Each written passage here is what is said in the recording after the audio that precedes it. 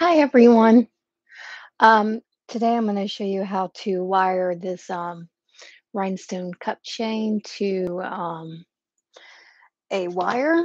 So you'll I will be using something just a little bit different because I have a bunch of I need to use, but you would want to use your 18 gauge round 3/4 hard stainless steel wire. Which looks like let me get this out so you guys can see what that looks like in the package, which would be this. I'm using a half round in this because this will probably all be trash for me and I can't use it for anything else, so I don't want to waste the other wire. So I have some 12SS or 24 pp rhinestone cup chain. I have a count of 34 little rhinestones counted out. Um, I have some gold cording, okay, and I have some glue. I usually use easy, but I can't find my open tube. Instead of opening another tube, I can use this amazing goop. It's another option. It stinks 6,000. But I think it's missing a component that is a known carcinogen. So, just an FYI, guy, these glues are not good for you. Please use them in a well ventilated area. Try not to have them on your hands. If I'm making a lot of headpieces, I try to wear vinyl gloves, but I thought that might be difficult to work with um, today with you guys. So I have opted not to do that. I also have some 28 gauge craft wire. Mine is lime green, so you can see it, but of course, you would probably want to use gold or silver. All right, so first of all, I'm going to show you how to attach this cording to your wire. And what I do is, this is very typical of me. I set down things and I can't find them where I set them.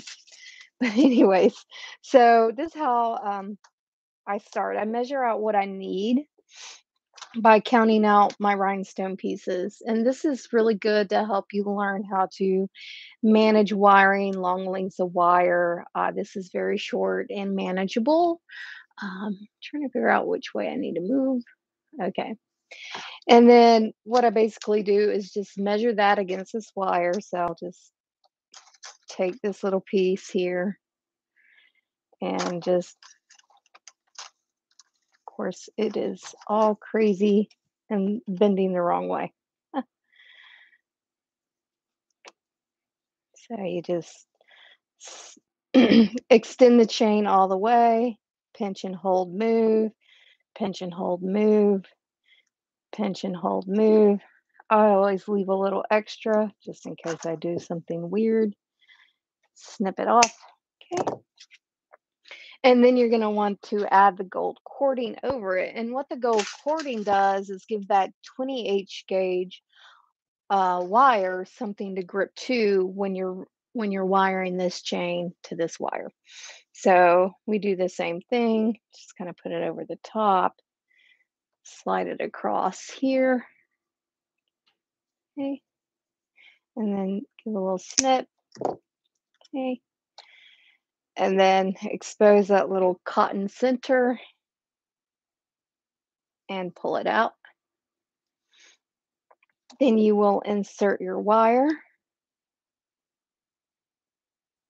Also of note, I'm not wearing my special goggles, my magnifying glasses, so this might be interesting. And then what I do is just expose the end because I'm gonna apply a little dab of goo, little dab of goop. That's way too much goop, but it will do. Yeah. And then take my toothpick.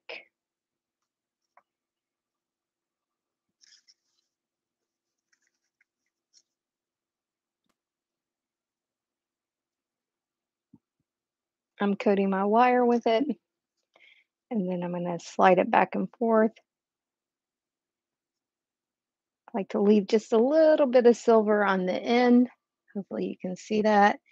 and then I just kind of like get rid of the excess, but also make sure that there's some covering both the gold and the silver part there.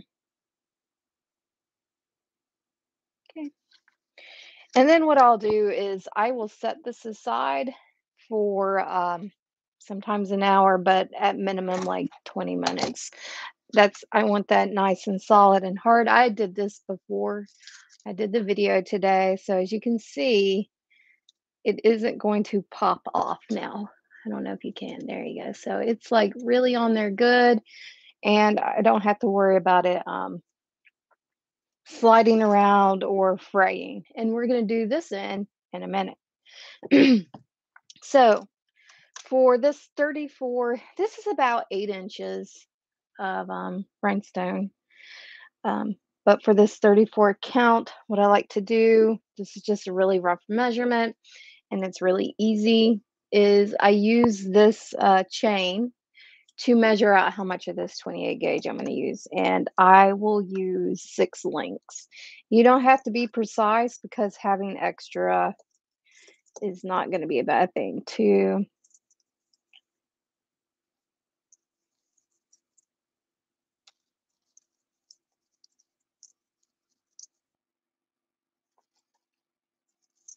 Also, I use the extra wire to move along. I don't know if that's going to make any sense.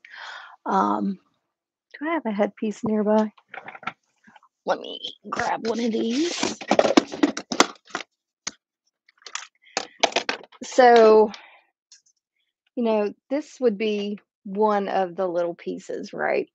And you'll have a really long end. But what I might like to do is move in here, wire this up, and then come back here. Or depending on how much I have, I could come down there and then back up.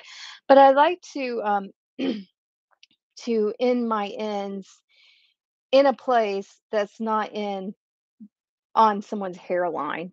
And also it gets glued and it's not pokey. So that's why I use really long ends. And you'll see that later tomorrow or next week when I actually go through doing the little circle ends and maybe making a shape with it. So what I'm doing right now is just running this through my fingers to make sure that like this is not happening. This is what will make your if you continue to pull this out, this will kink and it'll be a very fine kink and it will probably break there at some point in time. So I like to just gently bend it back out and smooth it out. So anytime you see something doing like like a little loop like this, don't continue to pull the wire. Make sure you get that out and then smooth it out. So I need to take my hand from out from underneath the camera so I can do a little smoothing of this wire. All I'm doing is running it through my fingers like this. And that's really just to make sure there's no kind of kink in there. See, this is what you don't want. You do not want that. If you have that, it's going to break. So you can try to pull that back out. And if you have a tool like this, you can try to smooth it out just by pulling this tool against that wire. And that's pretty smooth. It was at the end of this wire, so I'm not going to fret about it. All right. So when you wire the rhinestones to this, it's a flat piece. You want to make sure that you put it on the top and that you're not rolling around the side. Okay, so that's you and be able to see me do that. So do it exactly on the top as it lays flat and don't do it at an angle like this. That's really good for your base wire, which I am going to discuss probably uh, in a couple weeks. So you want to make sure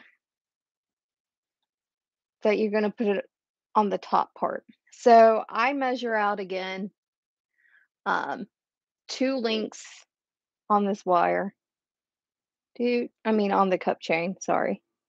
And then I give it a little kink, ooh, little kink, so I know where I want to start wrapping. And then I will take my cup chain, lay it on the top of this wire, and between the second and the third is where I start because I'm going to lock it in. Make sure that your short end, which is this top end, is going to go towards the end. Okay, so you want the long end of your wire going against the long piece that you have to wire on. So I'll do 1 loop, 2 loop. It's kind of like back stitching if you want to think of it that way. And then it's totally fine to have like that little silver part showing, or if you don't want it to, you can just slide it on to the end. But you want to make sure that that first rhinestone is supported by this wire. And then I back stitch like, and then one more this way, and then I pull it taut. So what you're going to aim for when you're wiring this cup chain to this wire is to keep it flattened on the top, and also to make sure that your spaces are completely extended out. And this is what I mean. You don't want to have rhinestones like this wired, like tight and then spaced out. You want them all fully extended out. And that means you're going to get a very consistent measurement and everything's going to be even. So I'm just going to start wrapping this. I just slide my finger forward and then pass it right where my finger is, and then pull it out. And I'm not pulling completely. I'm not touching the rest of this wire.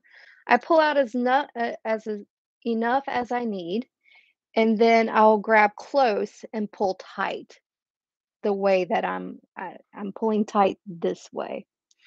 And that's going to prevent you from doing that kink thing in your wire and having it break later, okay?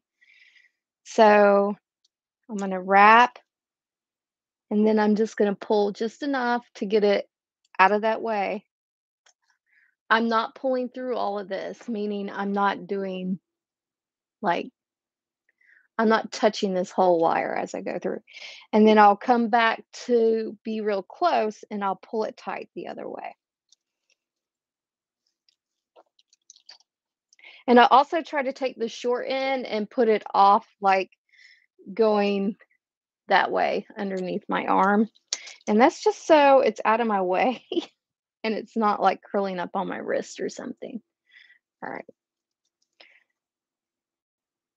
Without my magnifying glasses on, sometimes I find it hard to tell where I am, and that is why I wear magnifying glasses.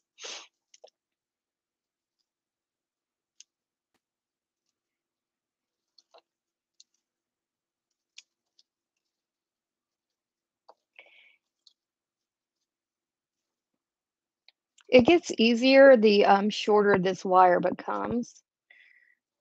The long piece, the green one that I'm dealing with, because you don't have it like, So, as soon as I can, all I have to do is just maybe loop around and never have to pull from the underneath. But I'm not quite there yet, and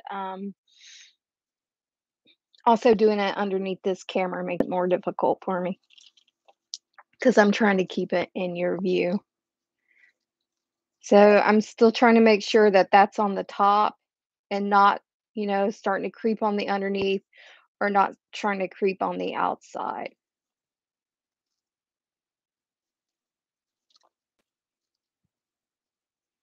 I really do. I keep trying to bring this closer to my face so I can see what I'm doing.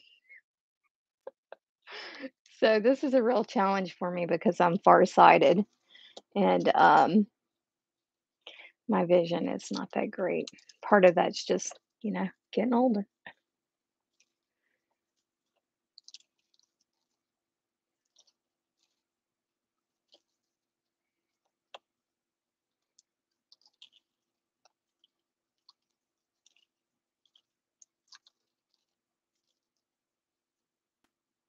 I'm like, "Did I wire that?" Okay. So, yeah, I just use my finger to nudge the next one on the top, and then I wrap it.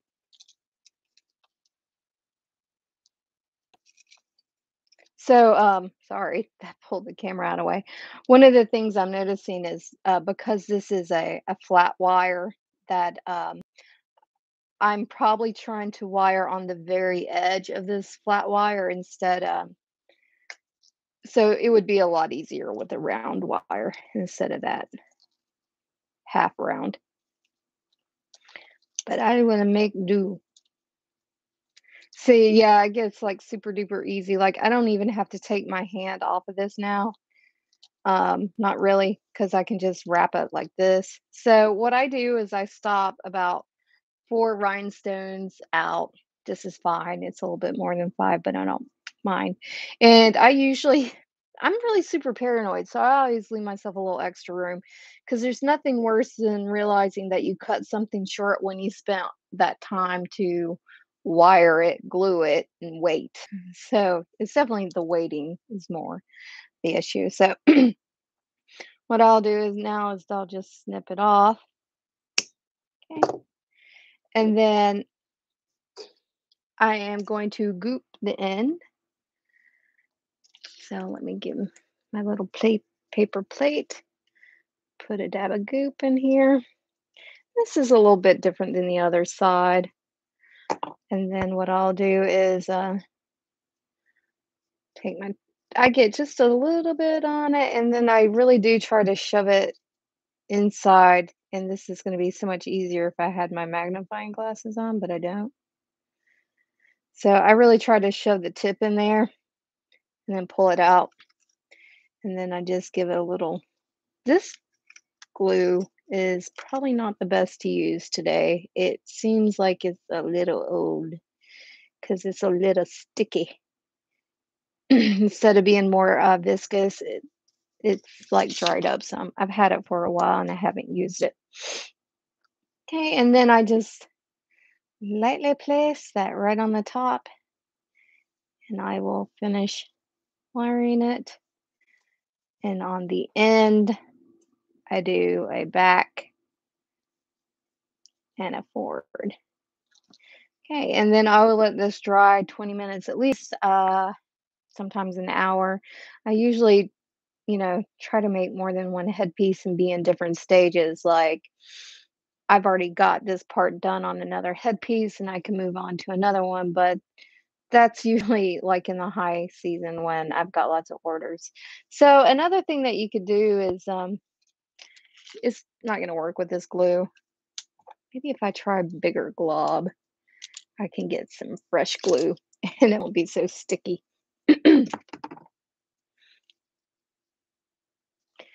Another little thing you can do is just do a little rhinestone to end connection like that.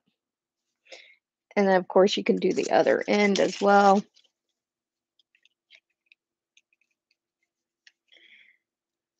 Yeah, I think I still like E6000 better. I'd rather wear a respirator.